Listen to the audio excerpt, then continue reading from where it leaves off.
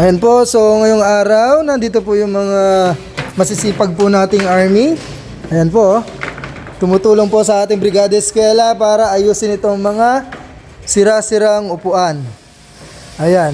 So, andito po yung advisor ng classroom na to, si Sir Gilbert. May sinasabi si Sir Gilbert kanina sa mga upuan eh. Ayan. I-explain mo, Lods. Halos yung mga upuan ko sira lahat. Halos mga 90% sira. Ito, matibay. Matibay. Ibig sabihin, yung nakaupo dito, laging absent kayo. So, dahil matibay daw to, hindi sira, ibig sabihin daw, yung nakaupo dito, laging absent.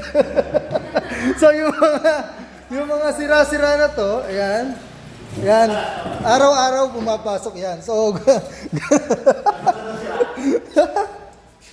pag maraming sira, maraming pumapasok.